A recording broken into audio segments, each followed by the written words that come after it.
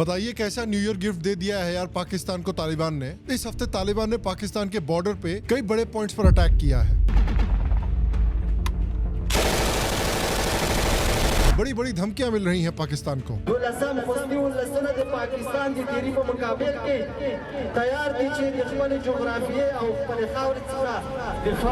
और सिर्फ अटैक्स ही नहीं, इस समय पर तालिबान के 15,000 सोल्जर्स पाकिस्तान की बॉर्डर की तरफ बढ़ रहे हैं।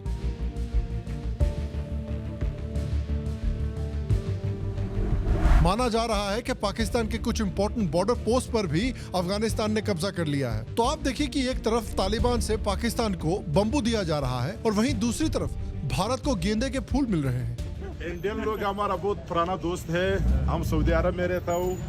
माशाल्लाह हम बहुत खुश हुए जो इंडिया का लोग इधर आता है हमारा मुल्क में। हम इंडिया का बहुत बड़े फैन हैं। आप इंडिया के बहुत बड़े फैन हैं? बहुत, हमको इंडिया बहुत पसंद है। अफगानिस्तान और हिंदुस्तान का दुनिया में मिसाल दिया जाता है कि एक दोस्त है। India is open. This is good for me, for all of the Afghan people. हम भारत जैसे उदार दानदाताओं के आभारी हैं। पिछले साल भी बड़े पैमाने पर भारत ने अफगानिस्तान के लोगों को मानवीय सहायता भेजी थी। Let me thank you and the great people of India for offering gift of war. तो आइए आज हम बात करेंगे एक शॉकिंग डेवलपमेंट की जो पोटेंशियली पूरे इंडियन सब कॉन्टिनेंट में शॉक वेव्स फैला सकता है। जो पाकिस्तान गज़वाए-हिंद के सपने देखता रहता है, उनके साथ गज़वाए पाकिस्तान हो रहा है इस समय। और इसमें इंडिया का शॉकिंग रोल और पोटेंशियल इंपैक्ट क्या है ये भी जानते हैं। हेलो शाम शर्मा शो के इस एपिसोड में आपका बहुत बहुत स्वागत है। मैं हूं सेकुलरिज्म का सीईओ और आप सबको एक सेकुलर प्रणाम। तो देखिए, तालिबान और पाकिस्तान में लड़ाइयां पिछले कुछ सालों से चल रही हैं, लेकिन इस समय पर मामला काफी एक्सेलरेट हो चुका है। टीटीपी यानी तहरीक-ए-तालिबान पाकिस्तान के अटैक्स पिछले 1-2 सालों से पाकिस्तान में काफी बढ़ चुके हैं। नवंबर 24 को इस्लामाबाद के बन्नू डिस्ट्रिक्ट में पाकिस्तान की मिलिट्री आउटपोस्ट पर एक अटैक हुआ जिसमें 12 पाकिस्तानी सिपाही मारे गए, जिसकी रिस्पॉन्सिबिलिटी टीटीपी ने ली है। जिसके बाद पाकिस्तान ने तालिबान की गवर्नमेंट से रिक्वेस्ट किया कि प्लीज अपनी गवर्नमेंट के थ्रू आतंकियों को स्पॉन्सर करना बंद कर दें। व्हाट अ जोक यार। ये तो वही बात हुई कि एजाज खान मोदी जी को सिखा रहा है कि पॉलिटिकल कैंपेनिंग कैसे करते हैं और जनता से वोट कैसे बटोरा जाता है। इसके पहले भी सितंबर में पाकिस्तान के नॉर्थ वेस्ट फ्रंटियर प्रोविंस में काफी अटैक्स हुए हैं टीटीपी से। 21 दिसंबर को भी साउथ वजीरिस्तान के चेक पॉइंट पर अटैक हुआ था, जहां माना गया था कि 35 पाकिस्तानी सोल्जर्स मारे गए थे। अब जो टीटीपी है वो क्लेम कर रही है कि वो जनरली सिर्फ आर्मी और पुलिस फोर्सेस को टारगेट कर रही है, लेकिन 25 दिसंबर 2024 को पाकिस्तान ने अफगानिस्तान में इन अटैक्स के रिस्पॉन्स में एक एयर स्ट्राइक की पक्टिका प्रोविंस में, जहां पर 46 लोग मारे गए, जिसमें कई सिविलियंस भी थे। अब इस बात से तालिबान और टीटीपी दोनों नाराज हैं कि देखिए भाई, टीटीपी जो है वो आपके मिलिट्री एस्टैब्लिशमेंट्स पर अटैक कर रहा था, आप जो है सिविलियंस को टारगेट कर रहे हैं। पाकिस्तान ने बोला कि देखिए ये तो टीटीपी की मिलिट्री एक्टिविटीज को डिस्टर्ब करने के लिए किया गया है। Pakistan's caretaker Prime Minister Anwarul Haq Kakar too defended the airstrikes, stating our sovereignty and safety of our citizens are paramount. The Afghan regime must act responsibly to ensure their territory is not used for activities against Pakistan. लेकिन अफगानिस्तान ने बोला है कि पाकिस्तान की ये जो actions हैं, उससे जो भी पीस प्रोसेस है पाकिस्तान और अफगानिस्तान के बीच में, उस पर बहुत ठेस पहुंची है। In fact, the Taliban moreover rejected these allegations and accused Pakistan of violating Afghanistan's sovereignty through cross-border airstrikes. और अफगानिस्तान ने डिसाइड किया है कि वो पाकिस्तान के खिलाफ रिटेलिएट भी करेंगे और पाकिस्तान की बॉर्डर पर कई बड़े पॉइंट्स को अटैक किया गया है। बड़ी बड़ी धमकियां मिल रही हैं। हजारों ट्रूप्स पाकिस्तान के बॉर्डर पे पहुंच गए हैं।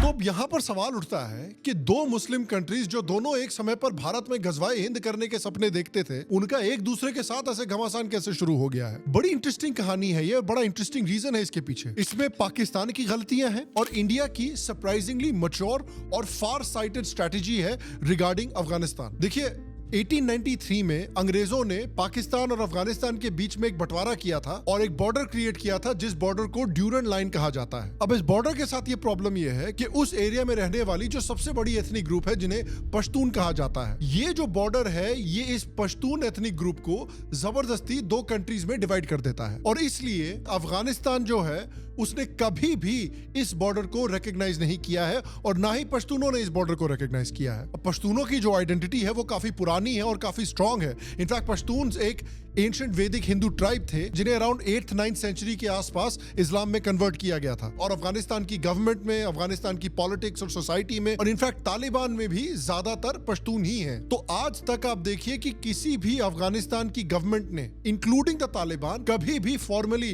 ड्यूरंड लाइन को रिकॉग्नाइज नहीं किया है as an accepted international border between Afghanistan and Pakistan. In fact Afghanistan ने तो एक टाइम पर एक इंडिपेंडेंट पश्तून स्टेट को भी सपोर्ट किया था पाकिस्तान में। उसके ऊपर से पाकिस्तान जो है वो ड्यूरंड लाइन पे एक पक्की फेंस बना रहा है जिससे कि जो पश्तून्स के बीच का डिवीजन है वो और भी पुख्ता हो गया है, जिस बात से पश्तून और भी नाराज हो रहे हैं और अफगान भी नाराज हो रहे हैं। उसके ऊपर से आप देखिए कि 1947 में जब बंटवारा हुआ भारत का, तो जब पाकिस्तान का फॉर्मेशन होता है तो वहां पर सोसाइटी में और पॉलिटिक्स में पंजाबी पाकिस्तानियों का पूरा डोमिनेंस हो जाता है और बाकी एथनिसिटीज को इकोनॉमिकली और पॉलिटिकली काफी साइडलाइन कर दिया जाता है, इंक्लूडिंग पश्तून्स, जिससे पश्तून्स की जो ऑलरेडी नफरत थी पाकिस्तान के खिलाफ वो और भी बढ़ने लगती है। लेकिन जब यूएसएसआर ने अफगानिस्तान पर कब्जा किया था तब यूएसए ने अफगानिस्तान में तालिबान को फॉर्म किया था यूएसएसआर से लड़कर उनको देश से बाहर निकालने के लिए, जिसके बाद अमेरिका ने पाकिस्तान को काफी पैसा खिलाया और पाकिस्तानियों ने इस पैसे का इस्तेमाल करके तालिबान को अफगानिस्तान में और पाकिस्तान में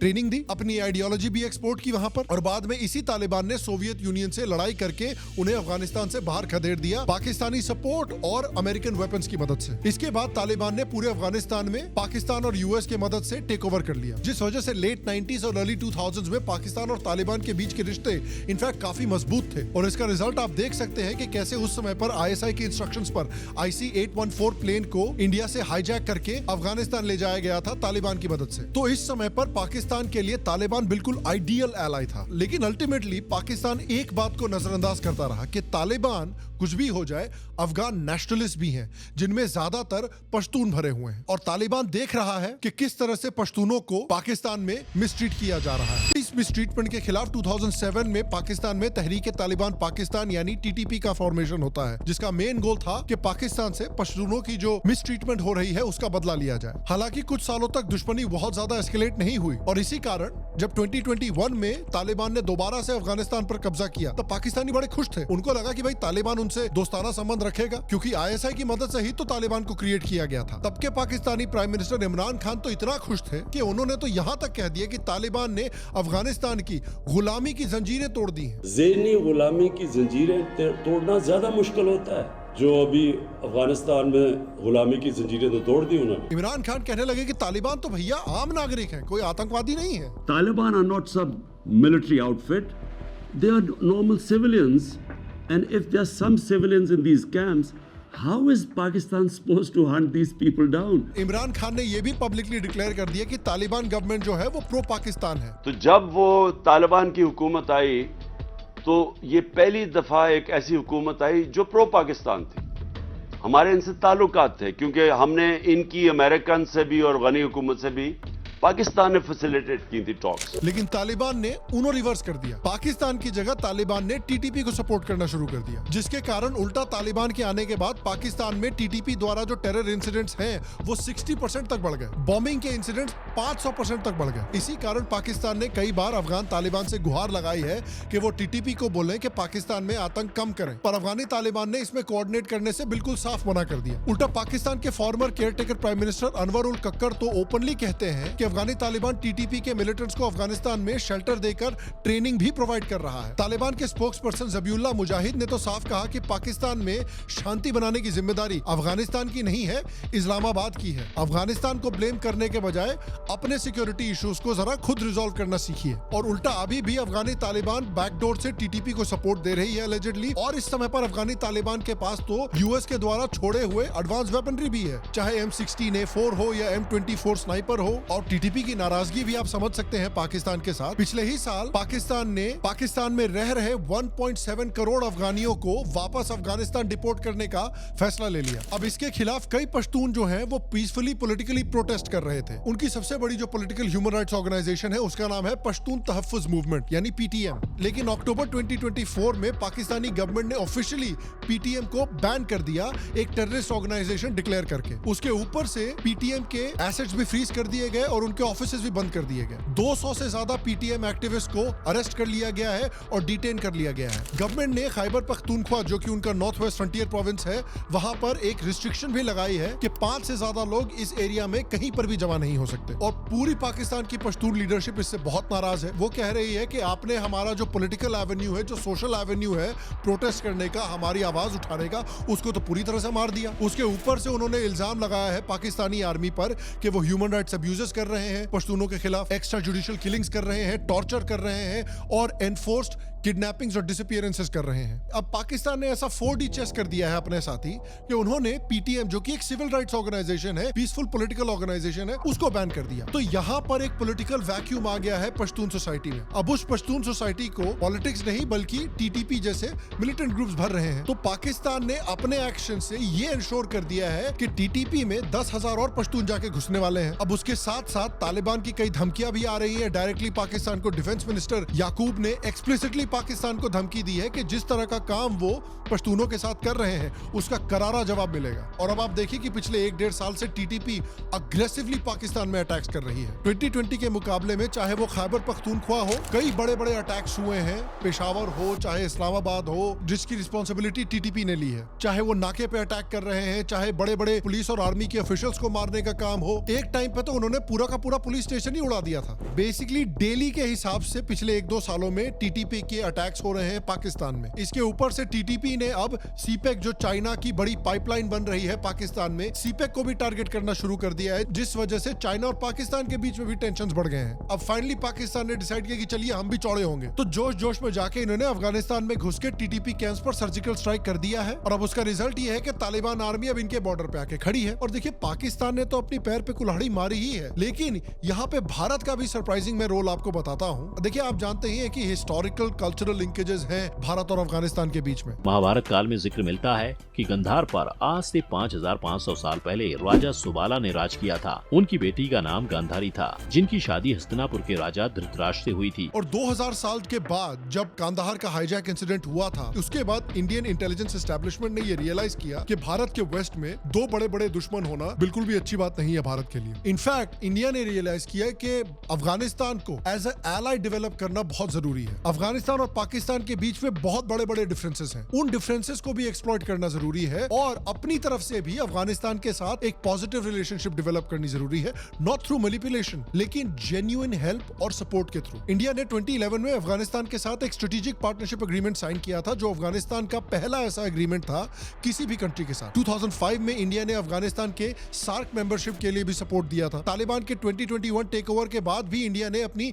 डिप्लोमेटिक प्रेजेंस और एंगेजमेंट तालिबान के साथ बनाए रखी। आज इंडिया अफगानिस्तान का 5th लार्जेस्ट बायलैटरल डोनर है और 3 बिलियन से ज्यादा का एड ऑलरेडी इस साल प्रॉमिस कर चुका है। पिछले 10-15 सालों में बड़े बड़े प्रोजेक्ट्स इंडिया ने अफगानिस्तान के लिए डेवलप करके दिए हैं। अफगानिस्तान की पार्लियामेंट बिल्डिंग जो $178 मिलियन का प्रोजेक्ट है, सलमा पावर डैम जो $130 मिलियन का प्रोजेक्ट है, पुले खुमरी से काबुल तक पावर लाइन बनाई है जो $120 मिलियन का है, डेलाराम जरांज रोड रिहेबिलिटेशन जो $150 मिलियन का प्रोजेक्ट है, इलेक्ट्रिसिटी ट्रांसमिशन लाइंस और सब स्टेशंस का एस्टैब्लिशमेंट भी इंडिया ने सपोर्ट किया है। एजुकेशन सेक्टर में भी इंडिया ने बहुत कंट्रीब्यूट किया है अफगानिस्तान के लिए। हर साल Indian council of cultural relations यानी ICCR के थ्रू अफगान स्टूडेंट्स को 1000 से ज्यादा स्कॉलरशिप्स मिलती हैं। 15,000 से ज्यादा Afghan students self financing basis पे इंडिया में पढ़ाई कर रहे हैं। Afghanistan national agricultural sciences and technology university यानी अनास्तु भी इंडिया की मदद से ही एस्टैब्लिश हुई है। इंडिया का एड भी देखिए अफगान के लोगों को कैसे डायरेक्टली इंपैक्ट कर रहा है। 5 लाख टन व्हीट का distribution 2 million Afghan school kids तक पहुंचाया गया है इंडिया के थ्रू। फूड शॉर्टेजेस के टाइम पे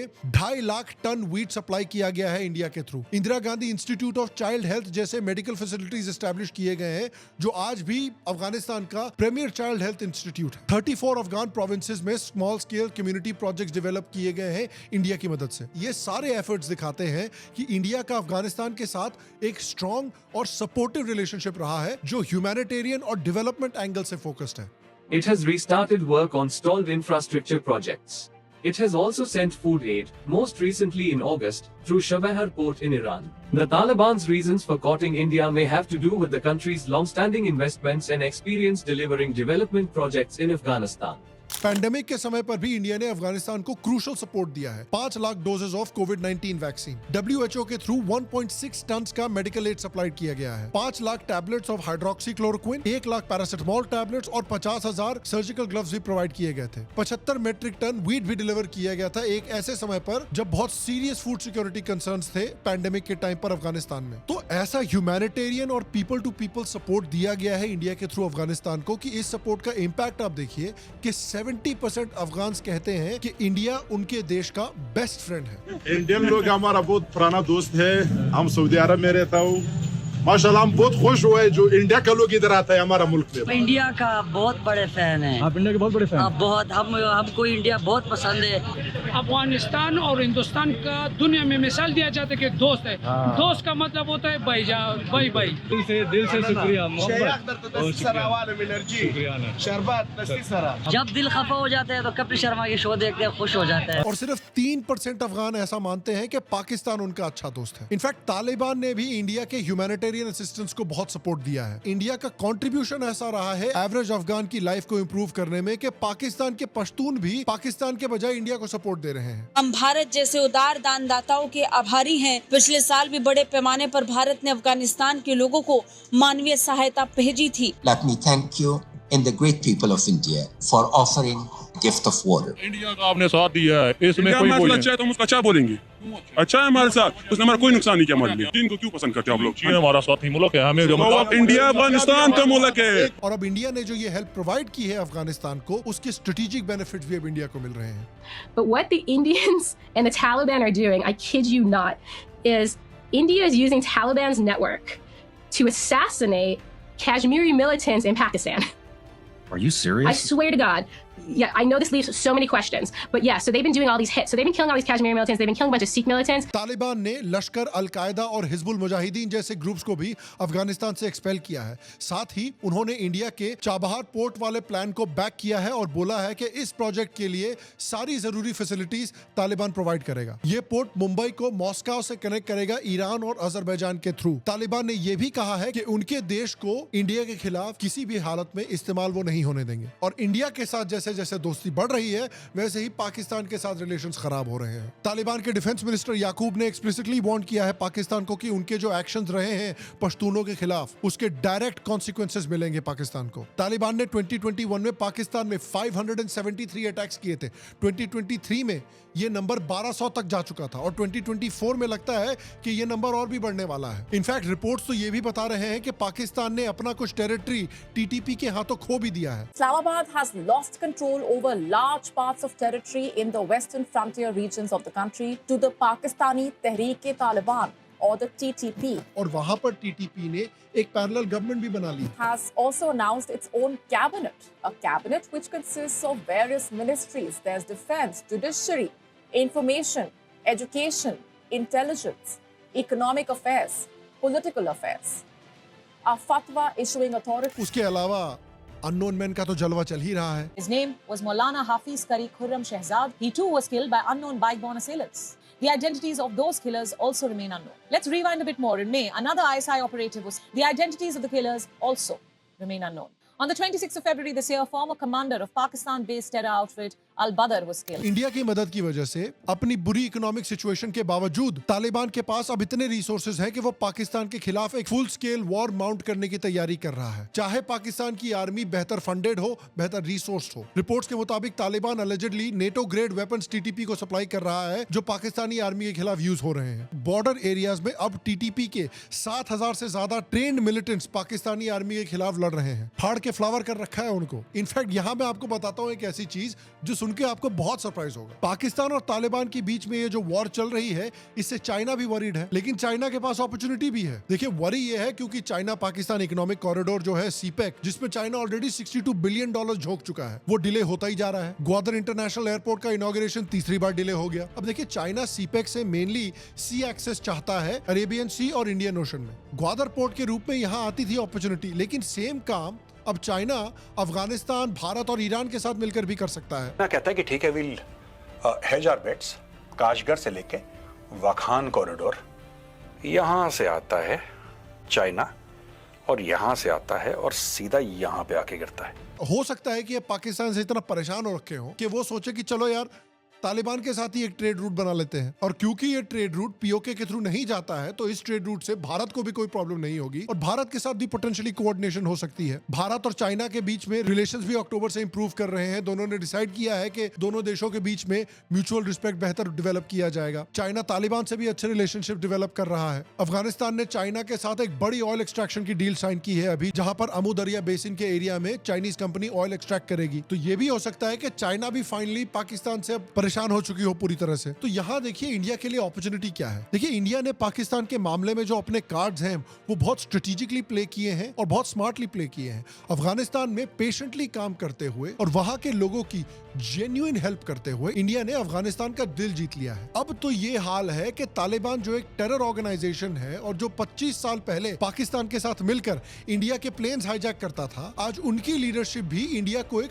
पॉजिटिव फोर्स के रूप में देख रही है उनके देश में। इस वक्त इंडिया के लिए बेस्ट स्ट्रेटजी ये है कि बस बैक सीट लें, पॉपकॉर्न खाएं और पाकिस्तान और अफगानिस्तान के इस कॉन्फ्लिक्ट को अनफोल्ड होते हुए देखें। साथ ही बैक चैनल सपोर्ट अफगानिस्तान और तालिबान को देते रहें जहां जरूरत है, ताकि पाकिस्तान को डिस्टेबलाइज रखा जाए। जो स्ट्रेटजी पाकिस्तान ने डेकेड्स तक यूज की है इंडिया में, यानी ब्लीडिंग इंडिया बाय 1000 कट्स, अब वही फेवर इंडिया रिटर्न कर रहा है पाकिस्तान को। पाकिस्तान इस समय पर एक डीप इकोनॉमिक और पॉलिटिकल क्राइसिस से गुजर रहा है। अब पश्तून्स के फ्रंटियर प्रोविंसेस में पाकिस्तानी गवर्नमेंट के खिलाफ जो गुस्सा है उसे देखते हुए अगर अफगानिस्तान पाकिस्तान के बॉर्डर एरियाज पर सीज स्टार्ट करता है तो पाकिस्तान के लिए ये एक बहुत डिफिकल्ट सिचुएशन बन सकती है। इंडिया का इंटेलिजेंस एस्टेब्लिशमेंट इस गेम को अब अच्छी तरह से हैंडल कर रहा है। रिलैक्स कीजिए, वॉच कीजिए, ऑब्जर्व कीजिए, पाकिस्तान को इसी तरह से कॉर्नर करते रहिए, कमजोर करते रहिए, और पीओके में अगर किसी तरह की अपॉर्चुनिटी आती है इससे तो उस पर भी जरा नजर गड़ाए रखिए। क्या प्रीस्ट किंग मोदी के थर्ड या हु नोज फोर्थ टर्म में पोटेंशियली भारत को पीओके वापस मिल सकता है? नीचे कमेंट सेक्शन में मुझे जरूर बताएं कि आपको क्या लगता है कि अफगानिस्तान और पाकिस्तान के बीच में ये जो करंट भिड़ंत चल रही है इसका क्या रिजल्ट हो सकता है। बाकी अगर आपने हमारे पेट्रियन या हमारे यूट्यूब मेंबरशिप को अभी तक सब्सक्राइब नहीं किया है तो जरूर करें। मैं आपसे अगले एपिसोड में मिलूंगा, तब तक स्वस्थ रहें, सुखी रहें। फिर मिलेंगे आप सबसे, और आप सबको एक सेक्युलर प्रणाम एंड हैप्पी न्यू ईयर।